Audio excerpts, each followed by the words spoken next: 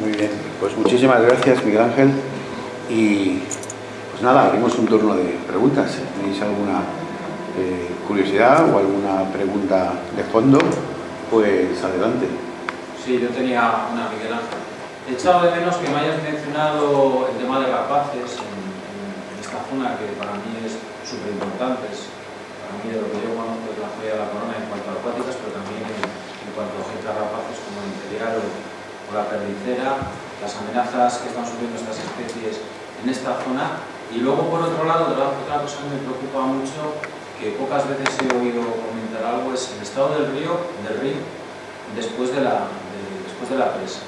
Porque sí que es cierto que el canal, inclusive en verano y en época de sequía, yo por lo menos, que paso frecuentemente por allí, trabajo en la zona, veo bajar mucha agua, pero el río, lo que es ese tramo de río, hay veces que baja con muy poco caudal, y eso está perjudicando y dañando a un montón de especies. Y ya por último, la otra pregunta, que también he echado de menos el tema de exóticas invasoras, pero en cuanto a la fauna, porque sí que sabemos que está instaurado el misón americano, que tenemos la tortuga de Florida allí en Base de Castrejón, y espero equivocarme con lo que voy a decir ahora, y espero que, pero no espero que en poco tiempo llegue el mapache, porque el mapache ya lo tenemos a la entrada de Toledo y en el Guadarrama, y bueno, y felicitarte por la presentación. Gracias, Luis. Bueno, lógicamente algunas cosas no las hemos comentado por ir al grano y fijar la lupa sobre el tema en concreto, pero evidentemente una de los elementos que sí funcionan a nivel de conservación en la zona todavía, con ciertas matizaciones, son las rapaces, ¿no? Que para que sí que es cierto que las rapaces dependen menos del agua que del resto. Curiosamente, tenemos una rapaz que es muy abundante y de hecho es precisamente esa especie que le daba valores de importancia internacional en Base de Castrejón, tanto por presencia de parejas nidificantes como de población invernante, que es el aguilucho lagunero. Pero curiosamente el aguilucho lagunero nos dice poco de la calidad de las aguas, ¿no? Porque nuestros aguiluchos si duermen y crían en nuestros carrizales, pero luego se van a comer conejos por ahí, que se ve que les gustan más que cazar fochas que no hay, por ejemplo. Entonces, pues no es un buen bioindicador, pero desde el punto de vista de la conservación, y tienes toda la razón, esta zona es una zona de confluencia, de presencia de población nidificante y de población dispersante, de águila imperial, de águila pericera, de águila real. Empezaríamos y no acabaríamos. El halcón, bueno, pues sí, el halcón de momento, como no recupere poblaciones en otro sitio, empieza a crecer.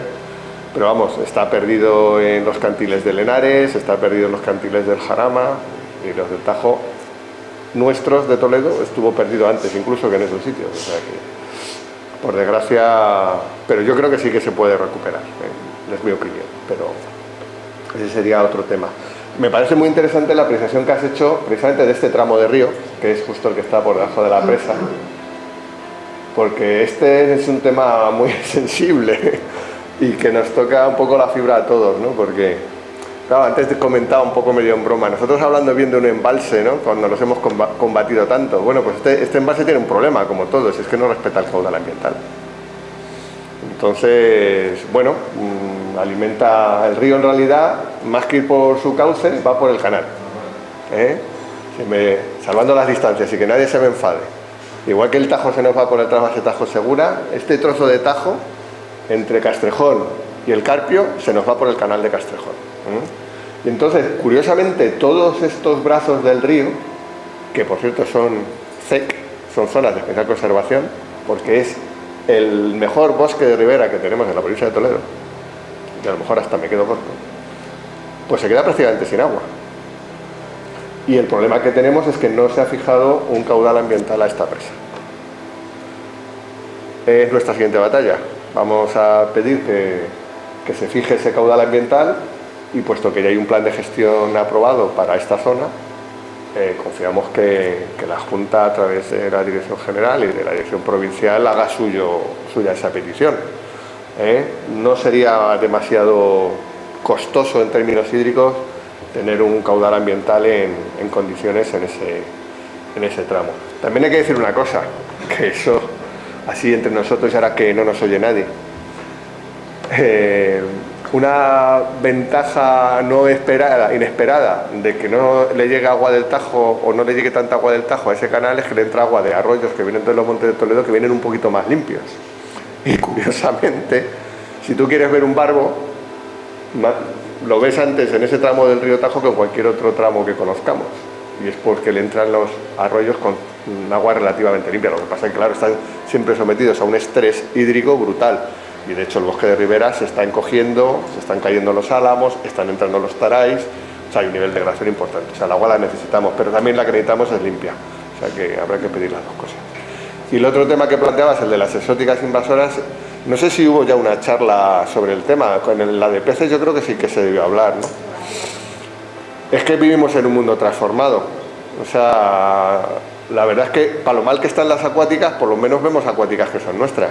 Cuando profundizas en otros ámbitos, tú lo has dicho, en los vertebrados, con el bisón americano, la tortuga de Florida, el Tajo se está convirtiendo en una especie de parque temático de fauna salvaje, porque está tan transformado el hábitat, gestionamos tan mal las especies exóticas invasoras y intervenimos tan lentamente cuando tenemos oportunidad de intervenir, que al final son las que proliferan. No voy a dar por perdido el tema peces, pero casi hay que darlo por perdido. Habría que poner esfuerzos, desde luego, en el tema del mapache, en el tema del bisón americano y en el tema de la tortuga de Florida. Claro. Y eso sin hablar de las plantas, que sé también de los ailantos y de otras cosas, ¿no? Ahí se están haciendo cosas. Pero a un nivel, la progresión de estas especies, como se dice en muchos casos, va en Ferrari y nosotros vamos en carretilla tirada por mulas. Entonces es que van por delante, ¿no? Y eso nos pasa muchas veces. No es más que darse una vuelta por la senda del Tajo, ir apuntando especies. Hay días que ves más especies exóticas invasoras que naturales. Es increíble, pero eso es. Y es un problema muy grueso, porque nos están relegando las especies propias y van a hacer muy difícil la recuperación de según qué zona. Y, hombre, es un tema a abordar, evidentemente. Es que, si me permite el paréntesis, por eso precisamente son invasoras, porque son extraordinariamente competitivas, entre otras cosas, y tienden a desplazar a las poblaciones de las especies autóctonas. Y claro, en el mundo en el que vivimos, con el trasiego tan enorme que hay de humanos y de mercancías de un lado para otro, pues claro, pues, es muy fácil que de vez en cuando pues introduzcan individuos, un número más o menos variable, de especies de todo tipo, porque habéis hablado de los vertebrados y de las plantas. Imaginaros lo que ocurre con los invertebrados. Es tremenda la cantidad de especies invasoras que se pueden registrar al cabo del año. Entonces, pues claro, y eso es casi imposible quitarlo, porque los agrónomos y los forestales de toda la vida han estado intentando controlar aquellas especies que por ser exóticas se convierten en plagas, es decir, que compiten con nosotros directamente, y prácticamente no se conoce ningún caso de erradicación. Lo más que se puede aspirar es a reducir el daño reduciendo las poblaciones. Entonces, claro, el panorama es complejo y no hay más remedio que de alguna manera pues aceptar que el mundo está cambiando y que nos vamos a tener que acostumbrar a vivir con comunidades de organismos exóticos. Claro, eso puede llegar a transformar las cosas en parques, en espacios naturales, en parques temáticos, efectivamente. Pero esa es la situación.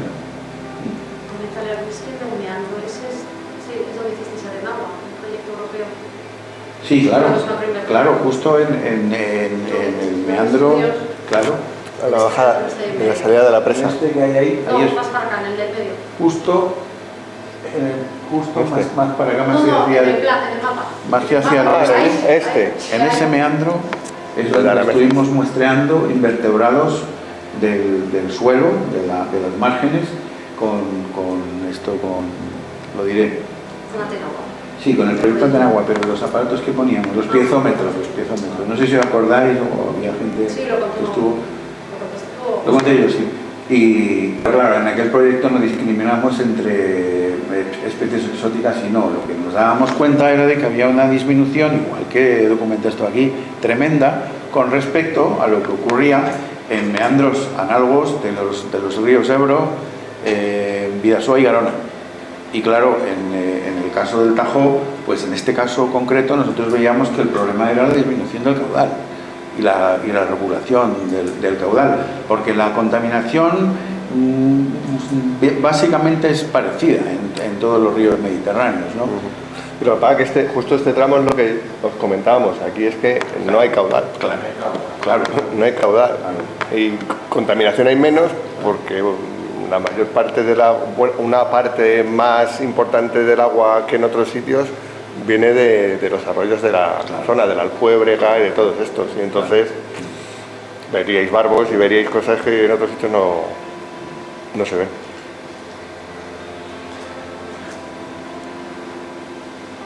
Pues a mí me gustaría hacer otra reflexión, se me han ocurrido varias, pero hay una que creo que tiene que ver con todo esto, y es que, claro, documentamos lo que ocurre, proponemos medidas de conservación, algunos estamos implicados en organismos oficiales en los que hacemos mucho énfasis en estas cosas, pero luego resulta que nuestros patrones de comportamiento con respecto al medio natural siguen siendo los mismos o peores, en el sentido de que la presión de los humanos sobre el medio natural sigue aumentando.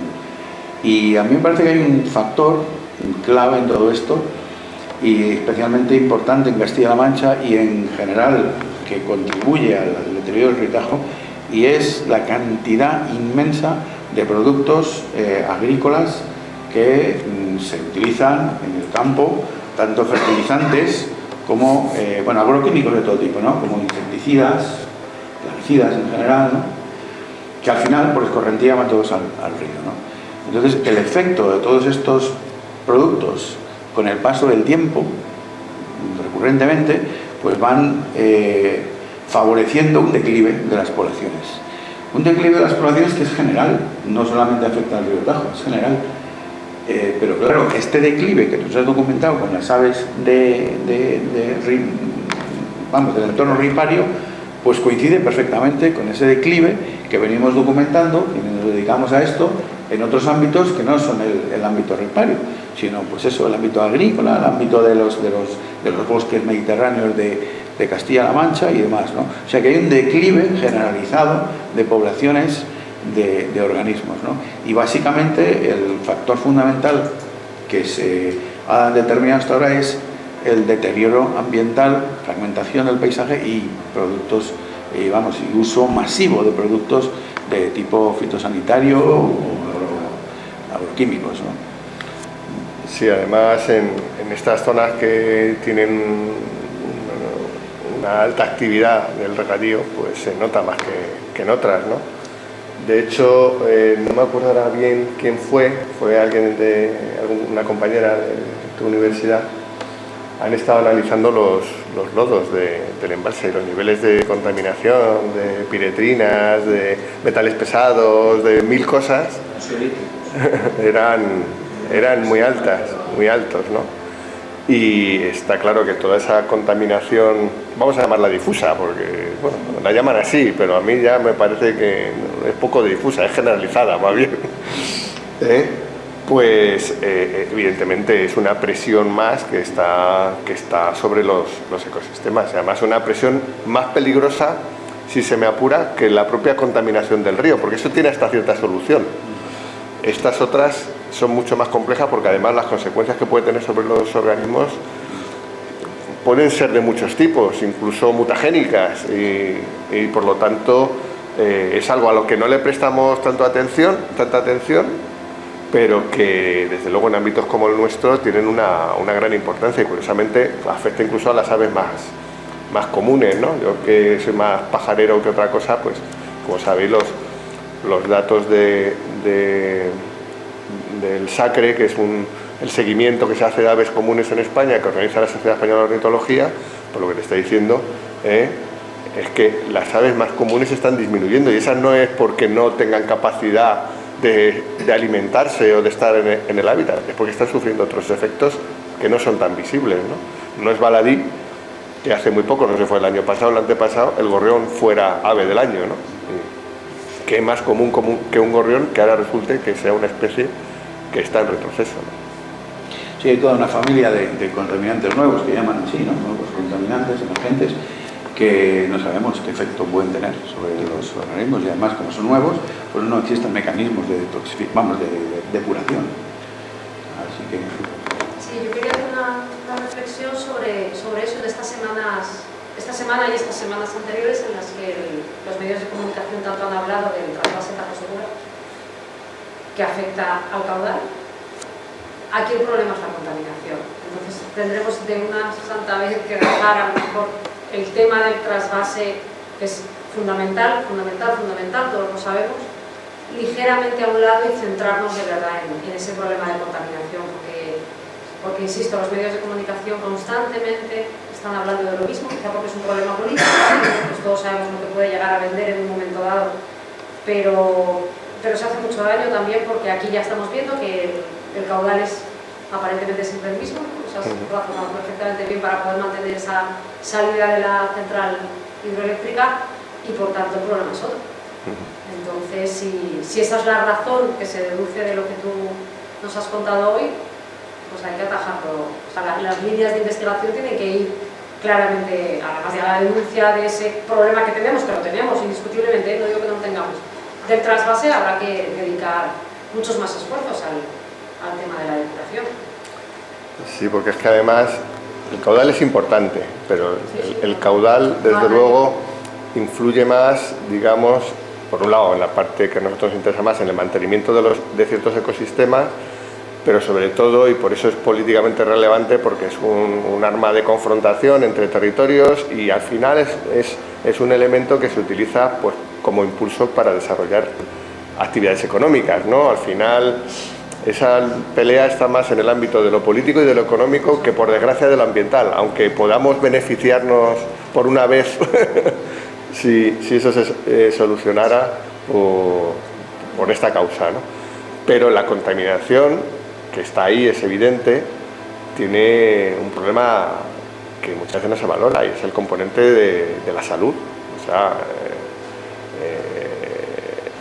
ese agua al final la estamos utilizando para regar. O sea que al final, de alguna manera, estamos contactando con ella, ¿eh? Las actividades que se desarrollan en torno al río, y que la pesca, o sea, esa contaminación va también a la cadena alimentaria, ¿no? Y bueno, eso muchas veces no se ve, no vende, solo cuando hay el fenómeno de las espumas, pues como hay una buena foto y la imagen vende mucho, pues entonces se suscitan las alarmas, pero enseguida se habla más casi del trasvase que de la contaminación. Tal vez porque también parte de la contaminación es culpa nuestra y eso hay que reconocerlo. O sea, la contaminación no solo nos viene de Madrid, que también, al fin y al cabo allí hay mucha más gente, entonces es normal, pero es que tampoco en nuestra provincia podemos ir luciendo el palmito como que hacemos bien las cosas, ¿no? Los casos de vertidos, de granjas, de núcleos urbanos, de industrias, bueno, son diarios y muy graves. No tienen el volumen ni la dimensión de lo que tiene Madrid, pero tienen un efecto todavía más negativo, porque llegan más directamente y con mayor carga contaminante a nuestro río. Luego sí que cabe demandar una mayor atención a esos aspectos. Yo, en cualquier caso, como ambientalista, no los pongo en dos planos diferentes, los pongo en el mismo plano. O sea, son dos necesidades. Es como dos piernas, ¿no?, para andar. Eso es así. Me gustaría, antes de ceder la palabra, hacer otro paréntesis, porque fijaros qué caso más llamativo de efecto sinérgico, fíjate, complementariedad, de alguna manera, de las tres grandes causas de deterioro en el río Tajo: la química, la física y la biológica. La biológica es evidente, hemos estado hablando de ella todo el tiempo. La química, la contaminación, y la física, la disminución del caudal por regulación y por el trasvase. Bueno, pues resulta que una de las conclusiones más importantes, más llamativas del proyecto Atenagua fue que la capacidad de autodepuración de las márgenes de los ríos, del agua de las márgenes de los ríos, está extraordinariamente atenuada por culpa de la regulación del río Tajo y de que no hay riadas como había antiguamente. O sea, la depuración natural se produce no solamente por de alguna manera, digamos, física, por el grano del material geológico, sino también por microorganismos y por invertebrados que hay en las orillas, en las márgenes del río. Entonces, al no haber suficiente agua, no se produce la depuración y por lo tanto la contaminación actúa de una manera más fuerte. O sea, hay digamos un efecto mutuo de todos estos factores. Perdona, que te tenía que ceder la palabra. No, tengo mala memoria, pero si no recuerdo mal, la primera vez que conocí yo el entorno hará como unos 15 años o así, me impactó, me llamó la atención, me pareció una joya, un diamante en bruto, y me fui de allí con la idea de esto lo tengo que enseñar, esto lo tengo que contar, tal y cual. Ahora ya creo que hace como un par de años acá, ha salido varias veces en los medios de comunicación, como escenario de campañas publicitarias y demás. Y yo hace como un par de meses, que ha sido la última vez que estaba allí, y he venido escandalizado. No sé si me preocupo indebidamente, a ver qué opinión tienen los demás, que conocen la zona desde más antiguo y más profundamente que yo, pero aquello se ha convertido en una romería bestial. O sea, va cantidad de gente de todo tipo, ya hay infraestructuras abajo turísticas, digamos, o que dan pie. Por arriba toda la zona de crestería, digamos, está una senda súper erosionada, y bueno, pues gente volando drones, la Guardia Civil y los bomberos rescatando cuerpos de precipitados, los novios allí a hacerse fotos, las motos, no sé, ¿me preocupo indebidamente o...? No. Parece que te expresas como una persona bastante sensata, ¿no? Aunque hay que circunscribir un poco la situación, ¿no? La zona de la que, lo digo sobre todo para que las personas que no lo conozcan, ¿no? La zona de la que hablas es de la senda de las Barrancas, que está, si me seguís con el cursor, está en esta zona de aquí. Entonces, es la única zona de uso público que tiene todo el entorno, porque todo el resto de zonas pues son accesos por fincas privadas, y el propio embalse es un límite geográfico que no puedes cruzar, ¿no? Entonces, todo el resto, ya digo que no está apto para el tránsito ni para las visitas. ¿Qué es lo que ha pasado? Que el espacio está muriendo de éxito. Efectivamente, las vistas que hay desde aquí arriba, que hay que decirlo, es la zona menos peligrosa del embalse para las aves. Sí, es más peligroso para los humanos, ¿no? Por los desniveles, pero para las aves es la menos peligrosa. Pues se ha hecho muy famosa por causa de su aparición en anuncios televisivos y en series de televisión, y entonces ha habido una oleada de visitas a la zona, ¿no? La respuesta de las autoridades, en vez de decir vamos a poner orden, vamos a controlar esto, vamos a regular, hacer un uso público en condiciones, así voy a poner un chiringuito, que es la construcción que has visto abajo, y lo pongo encima de la única zona de aparcamiento medio digna que tengo abajo, ¿no? Y ahora pues hay una situación de colapso en las visitas a esa zona. Estamos intentando que se modifique, que se consensúe una forma de usar aquello de manera ordenada, y si la cosa no se hace, pues habrá que poner unas limitaciones. Nosotros, en principio, somos favorables que vaya toda la gente que pueda, no cuanto más mejor, sino la gente que pueda en función de la capacidad de acogida del sitio, a visitarlo, porque los sitios que no se conocen y que no se aprecian luego no se protegen. Esta infraestructura nos da la oportunidad que la gente pueda ir de una forma ordenada. El problema es que quien tiene que poner orden no lo está poniendo, ni el ayuntamiento, que actúa a veces casi en dirección contraria, introduciendo desorden, ni la Junta de Comunidades a través de la Dirección Provincial de Agricultura y Medio Ambiente, que no termina de darle una señalización, darle una coherencia a todo eso, y de cogerse al alcalde de una vez y decirle, mire, aquí va a venir mucha gente, usted no se preocupe, porque no hay problema en que vaya gente, pero que venga de forma ordenada. Los coches los vamos a dejar aquí.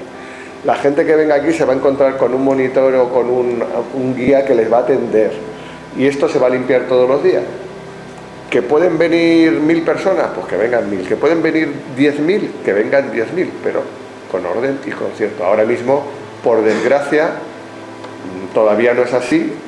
Se han dado algunos pasitos, a ver si terminamos de darlos todos, y yo confío que se ponga orden, porque si no, pues lo que habrá que pedir es que lo cierren, claro, porque esto es como un museo de la naturaleza, y en los museos no entra la gente a mansalva como si fueran a ver un partido de fútbol, sino que se hace de forma razonable. Y hay que decir también que hay mucha gente que lo hace bien, ¿eh? O sea, que cada vez se controla más, los agentes medioambientales están más pendientes, y lo que falta es poner esos 2 deditos de sentido común que muchas veces nos faltan para saber aprovechar las cosas bien y no dañarlas. De todas maneras, al hilo de lo que dice Agustín, no me acordaba.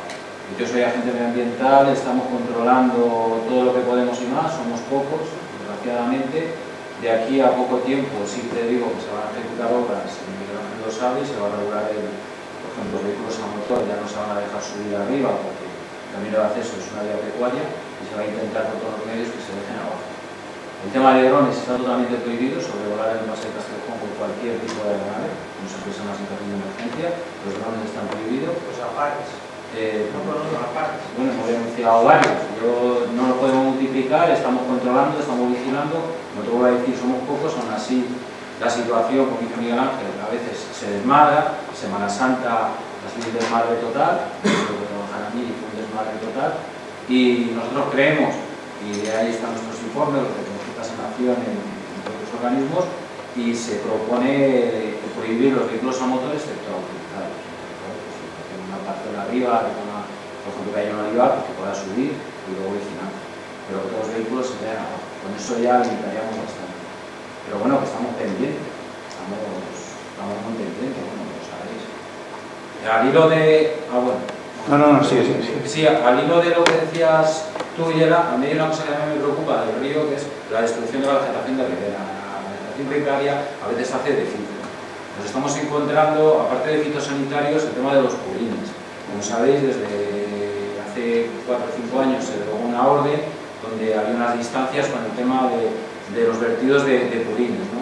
Pues eso ya prácticamente legalmente ya se puede hacer prácticamente en todas partes. Prácticamente legalmente, excepto 2 distancias. Entonces, para mí, por ejemplo, es uno de los problemas que hay. Y luego, al hilo de la contaminación, para mí es igual de importante el caudal y la contaminación. Y ya para terminar, a mi juicio, no toda la culpa, como ha dicho Miguel Ángel, la tiene Madrid de la contaminación del río Tajo. Nosotros sabemos, mi colectivo sabe, por las diferentes inspecciones, que hay muchos vertidos en la provincia de Toledo, no solamente en el Tajo, sino en Guadalajara. Y dentro de los pocos recursos que tenemos, entre nosotros y la Confederación, me imagino, pues estamos haciendo lo que podemos, pero que hay muchos puntos de vertido en este caso en la provincia de Toledo. Sí, nosotros... Bordo realmente viene del Jarama, también hay que decirlo. En el proyecto Tenagua, además de medir pues, las poblaciones de animalitos, las diatomeas, la vegetación y tal, también medimos los contaminantes que había en el agua. Y claro, hay muchos, y muy variables, y muy variables en el tiempo, claro, que dependen de las emisiones, claro. Pero bueno, en definitiva, y en las grandes cifras, no variaba significativamente de lo que ocurría con el Ebro, como dije antes, con el Bidasoa y con el Garona, a las grandes cifras, ¿no? ¿Eso qué quiere decir? Que bueno, pues contaminados están más o menos todos los grandes ríos de la cuenca mediterránea occidental, más o menos, unos un poco más, unos un poco menos, y sobre todo pues en algunos tramos. En el caso del Tajo es evidente que la zona del tramo medio pues es la más contaminada de todas, ¿no?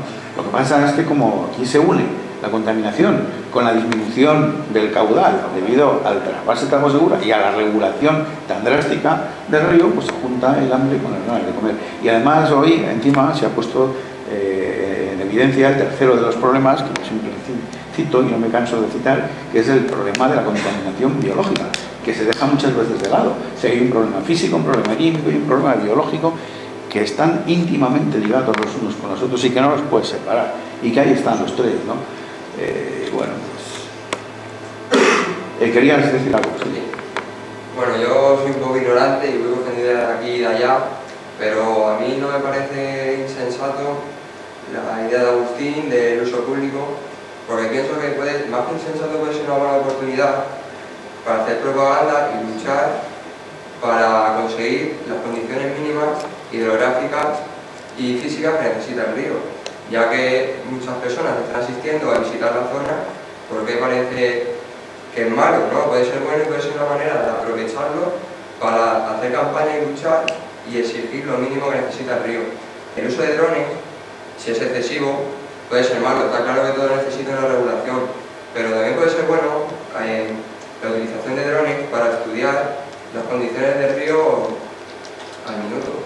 Indudablemente que si hay una autorización por medio, por intereses científicos y nos la enseñan, indudablemente se permite, pero con carácter general, sobre todo en la época de nidificación de las especies, porque ahí nidifican muchas especies, sobre todo, Ángel sabe, especies algunas catalogadas en peligro de extinción, y a la más mínima molestia de un dron se puede ir al traste, ¿sabes? Por eso está prohibido, o sea, está regulado en el plan de gestión del monumento natural volar en el embalse con cualquier tipo de aeronave. Es por eso el fundamento, pero si hay fuera de la planificación y hay una autorización científica, ya está, no pasa nada. Por redundar lo que comentas, efectivamente es un potencial muy importante que hay que aprovechar también. Que venga gente a conocer los sitios, hay que enseñarle lo bueno y por desgracia también hay que enseñarle lo malo, ¿no? De hecho, durante unos años nosotros en concreto, con un convenio con la Junta, estuvimos desarrollando un programa de educación ambiental precisamente en esta senda ecológica de las barrancas, creo que fue entre el año 2002 y el 2008, si no me falla la memoria. Y en todos los materiales que elaboramos, las visitas que se hicieron organizadas de colegios y demás, pues se le explicó lo bueno y lo malo. Y una de las cosas que se le explicó es lo que hoy hemos visto aquí, ¿no? Porque una de las cosas que le resulta llamativa a la gente es decir, uy, qué pocos patos hay, ¿no? Dice, pues se lo explicas y por qué es. Y como dice el dicho, una imagen vale más que 1000 palabras, ¿no? Y es muy bueno, yo creo que venga gente de forma ordenada, sí hay que poner el límite el que se ponga, con el respeto de las normas de uso público, lógicamente. Nunca podemos pasar el límite en el que las visitas supongan un daño y un perjuicio para el lugar que se quiere visitar, ¿no? Pero es importante que la gente vea los sitios, los conozca y los entienda, ¿no? Y en ese sentido, pues también lo que se echa de menos, y yo confío que en ese proyecto que nos ha anunciado la Junta de mejora del uso público, pues también haya materiales divulgativos, paneles, etcétera, que expliquen estas cosas y que ayude a entender el visitante pues estos aspectos y que empatice, ¿no? Pues con todos los que somos de la casa y que vemos pues cómo estamos perdiendo valores naturales, ¿no? Si quieren que esa foto de las barrancas sea una foto viva y no pues una naturaleza muerta, ¿no? Será muy bonito, nuestro pequeño cañón del Colorado, ¿no? Pero sin bichos no es igual. Y eso es algo que lo nota mucho la gente y que también lo valora. Muy bien, ¿alguna pregunta más? ¿Alguna cuestión? Lo damos por terminado, pues agradecerte de nuevo, Miguel Ángel, tu esfuerzo. Ha sido un placer. Y tus ganas de transmitir todo aquello que habéis descubierto.